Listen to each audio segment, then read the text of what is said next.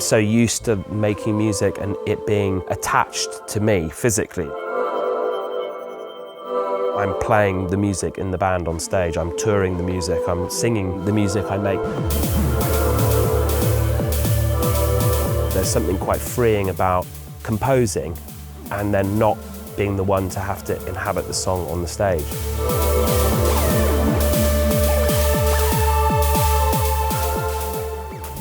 So this is actually sort of how I did the Antigone drones with this, the glide. I got into it through the director Alex Zeldin, who is an old friend of mine.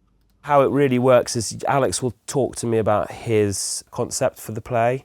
We just usually riff, just talking about ideas, and maybe I'll play stuff off my phone to him and try and sort of shock him in some way usually. But then from that comes, not necessarily a brief, but I think we get on the same kind of like idea. Let me just figure out what's going on with Lyra. We talked about ghosts a lot for the other play, so we talked about this idea of the other world and otherworldly sounds. So this is an example of it, where I did it earlier. So these sounds here.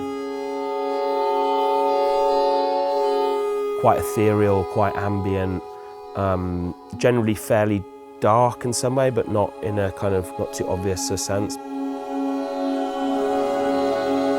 A lot of the musical references we sent to each other initially were things that were in unison, but then also like had some dissonance and had this feeling of sliding away from each other. So they are like fairly cacophonous, but like with this, you know, once it goes with that, it's good. And I think you can hear that in pieces of music, like what I call the Antigone drone, which was used on the teaser and stuff, is like that idea of, you know, it's like sliding in and out of tune.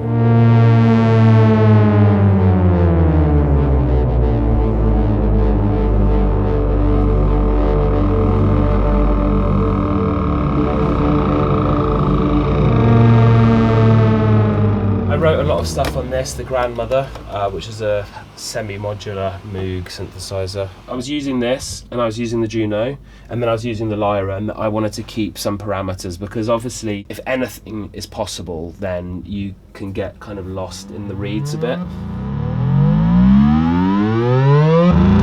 Initially, I had an idea that there would be 3 distinct kind of sounds in the score, and one would come from the material realm, one would come from like the gods, you know, there's linking back to Antigone, the kind of where the ancient Greek gods would be, and then one would come from sort of Hades or the underworld, like in very crude terms, that there'd be these 3 like sonic textures that would kind of dance with each other.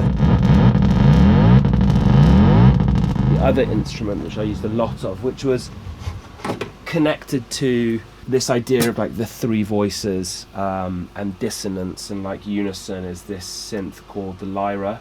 It's like beyond my level of understanding actually to what the synthesizer's doing, but it's also very intuitive.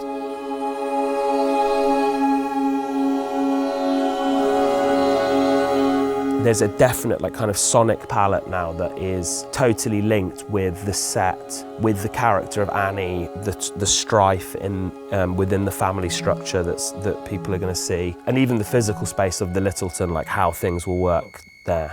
And that I think is getting used in the play as well. This was one of the first pieces I sent him as a kind of attempt at this slightly mournful but quite beautiful, like aching, ethereal soundtrack, and I know that he had it on loop for a long time while he was writing the work.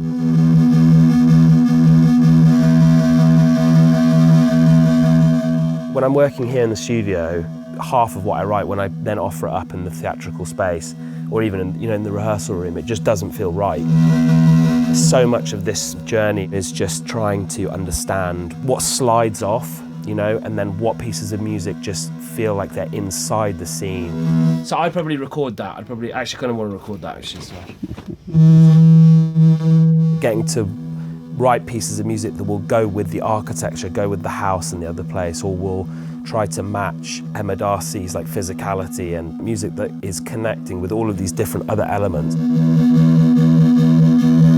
Sorry, I just do actually need to record that because I won't ever get it again. It's incredibly exciting, it's quite exhausting, but then when you get it into the right place, it's hugely rewarding.